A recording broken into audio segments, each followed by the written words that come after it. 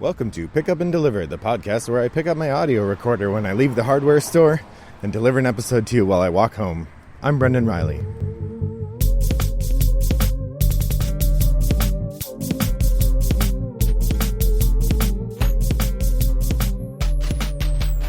Well, good morning, listeners. It is Saturday, August 23rd, and I am walking home from the hardware store. I'm working on my porch this weekend. I'll post pictures when it's done. We tore off some of the boards, put new boards on top, tore down the railing, putting up a new railing. Now those big tasks are done, and now I'm doing sort of fiddly little tasks, which will make the deck go from looking under construction to looking finished with construction. It's going to be great. But I needed to get some shingle nails and some new screws and some glue. So I got that stuff, and now I'm on my way home. Oh, and so I thought I would talk to you a little bit about news from Rattlebox Games. Now, if you've been listening to this podcast for the last 253 episodes, I think this is 254, you've noticed that at the end of the episode it says, brought to you by Rattlebox Games. I've mentioned a few times my design partner, Rob, and I have been working on games off and on for 5 years now. We did kickstart one game called Cromlech, which is a roll tableau building, or a card placement game. You build this tableau of cards and then you roll dice, kind of like King of Tokyo or Yahtzee, and you spend the dice to attack your opponents and dismantle their circle of stones. There's a couple really interesting mechanisms in it, and it's a fun little dice game. We did a very limited print run and delivered that to backers, and we haven't published another game since then, although we've worked on many designs. I've mentioned a few. However, the next year looks to be pretty exciting here at Rattlebox Games. We've got a couple games under contract, which I've mentioned a few times before. And we have one game that we're actively pushing toward Kickstarter right now to go to Kickstarter sometime in the fall. So I thought I would take a moment to tell you what we've been working on and I guess get your feedback or see if you're excited or just have a chance to talk about these a little bit. I guess I'll talk about them in the order that you might see them.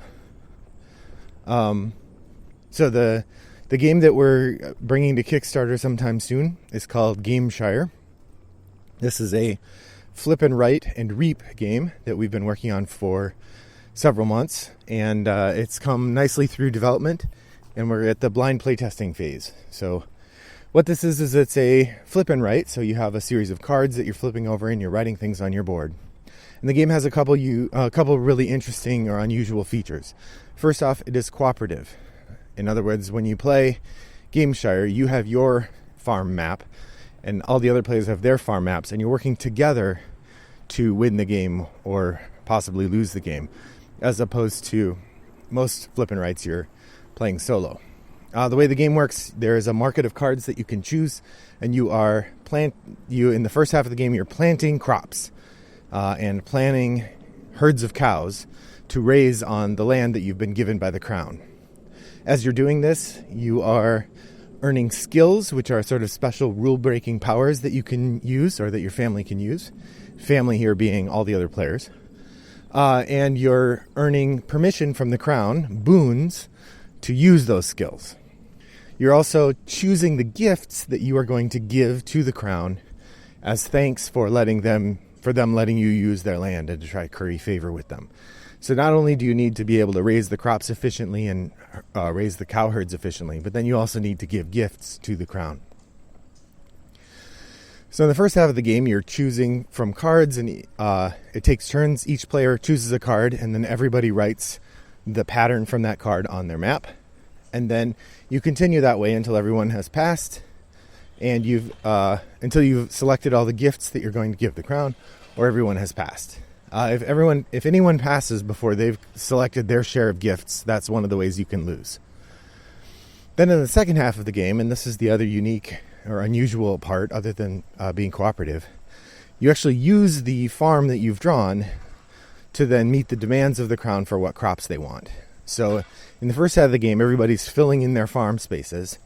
In the second half of the game, there's different cards. Actually, you flip the plan cards over and they become demand cards, in which the crown is asking for specific kinds of things. And the way that works is, on your turn, you're going to pick one of the three one of the three demands from the market, and then you shade in your map, that shape on your map, and among the crops and cows that you cover need to be the things that meet the demand. So you might have a demand that asks for an odd number of cows. So then when you're shading in that space on your map, it doesn't matter what else you cover. You can cover crops or you can cover blank spaces, but the number of cows that you cover needs to be odd. Then the other players also shade in that shape, but they don't have to meet the demand. Only the player whose turn it is meets the demand. Then when you do that, you get to deliver one of the gifts that you've set aside for the crown. If you deliver all 6 gifts as a team, you win. If you fail to deliver all 6 gifts, you lose. There's a lot more to it than that, but I don't want to spend the whole podcast just talking about that game. If that sounds interesting to you, a co-op flip and write with a heavy puzzly element and an interesting 2-stage gameplay where you fill in a map in the first half or a farm in the first half, and then you use the farm in the second half, this might be a game for you. We've recently added it to the Board Game Geek games database, so it's in there. You can find it. There's a how to play rule video, very poorly made by me, but I think it does the job. We've got a rules document, and soon we're going to have a print and play up for people to look at. We're also entering the roll and write contest, which is now part of the Board Game Geek cycle, and so hopefully we'll be able to get some exposure from that. If everything goes right, we're going to hire an artist and a graphic designer and hopefully go to Kickstarter late this fall. So I'd be interested to hear your thoughts. If you're interested in trying it, I'm happy to send you the PNP, or like I said, it will be up soon, and we'd love to get an opportunity. Or we do have a version of it built into Tabletop Simulator, and it plays really nicely over Zoom. So if you're interested in doing a live play with us, reach out to me. I'm sure we'd be happy to give you it a try if you'd rather not do it digitally. So that's Gameshire, a new game coming from Rattlebox Games sometime soon. Well, that's the game we're looking at publishing, but we also have 2 games under contract, and this is very exciting. The 2 games under contract have both been signed with XYZ Game Labs. They've published a number of games, including Robot Labs, Inoka, Tiny Tina's Robot Party, and they have a game that went to Kickstarter last year and will be arriving soon in our hot little hands called Arch Ravels. They also have another recent game called Zoo Year's Eve. It's a mini game they're calling Quark, and it has just a small number of cards and plays pretty quickly and easily. So lots of really interesting stuff going on over there. We're really pleased to have placed a couple games with them. They are friends as well as business associates now. And we were able to show those games off during the Gen Con live events. They had a Twitch stream called the Super Secret Playtest, where we played and demoed 2 of the games we're working on. They all use prototype art, so it's just a sense of what the game is. The first one is a cooperative dice puzzle game called Hindsight. Originally we were calling it Hindsight 2020 because we thought that was a funny joke and we were going to try to release it this year. But when they signed it, they had ambitions for what the game would be that were far beyond what Rob and I were planning, although we love the ideas and we're excited to see where they go with them. In this game, like I said, it's a cooperative puzzly dice game where you are taking turns selecting dice from this grid. The idea of it is that you have this puzzle of tiles that you're trying to manipulate in order to solve a code. And you do that by pulling dice from this grid and using the powers that you get when you pull them.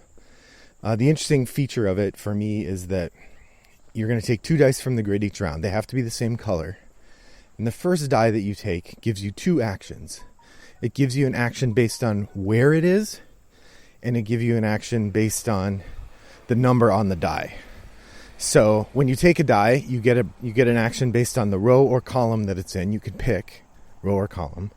And then you get another action based on what number it is. So if you take a 2 in the top row, you could do one thing to manipulate the tiles.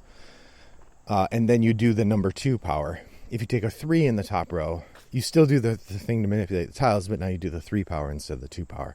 So it's really interesting, but very thinky, very brain-burny. It's also a real-time game, so you're racing against the clock. We have built in a non-real-time component so that if you don't like the pressure of the speed game, that you can play the non-speed game as well. I recently noticed that the real-time game Pendulum from Stonemaier Games used that same idea, so it's a bummer to see our idea appear in another game. But, I think real-time games have always had this idea. But ours, it felt unusual to have a real-time game that had a non-real-time mode. And to see that show up was a little bit of a bummer, but such is the way these things go. Anyway, that's Hindsight 2020 right now. Or it's Hindsight, right now slated to come out in 2022 because XYZ is doing a lot of development work on it and building in a story mode that builds on an idea we originally had, but is far more complex. There's a narrative element to this puzzly abstract game that should make for really engaging gameplay, and I'm super excited to see where that goes. And then the third game I wanted to mention is also available to view as a super secret playtest over on xyzgamelabs.com, their YouTube and Twitch streams. And this is a game right now it's called Monster Press Your Luck. It is a monster truck programming game.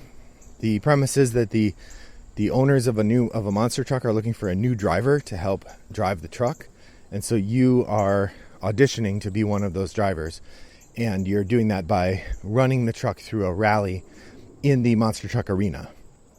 It's a fun game. It starts off with a building element where we all together build the arena that you're going to be running through. And then you take turns rolling these big, chunky dice that look like truck wheels. And then you program what your truck is going to do while it runs through the arena. And then it goes through the arena and you get points and the other people cheer on, or sometimes they mess with your run. It's a fun family weight game with some really interesting elements in it.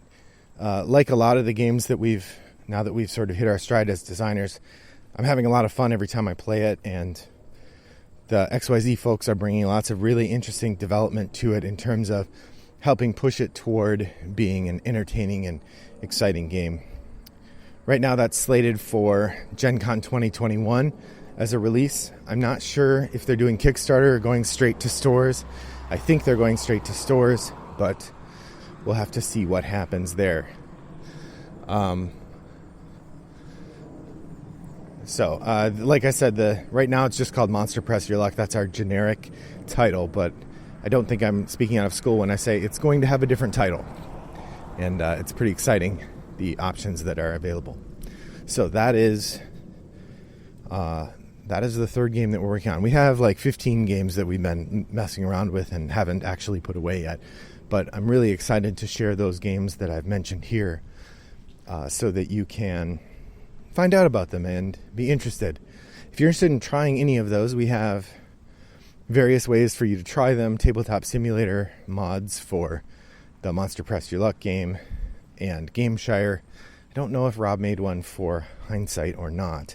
But you certainly could play Hindsight over remote play with us. Because it's cooperative, you can just have one person run the board and the other people contribute vocally. Well, I hope that you'll excuse this extended commercial. Hopefully it was interesting anyway. If you want to know more, I'm happy to share. I probably will do sort of designer diary conversations with Rob at some point as episodes of the podcast here. But I just wanted to give you a preview of what we've been working on now, and hope that you get a chance to take a look at the stuff over on Board Game Geek. I will put links where relevant. Thanks for joining me on my walk today. I hope that your next walk is as pleasant as mine was. Bye-bye.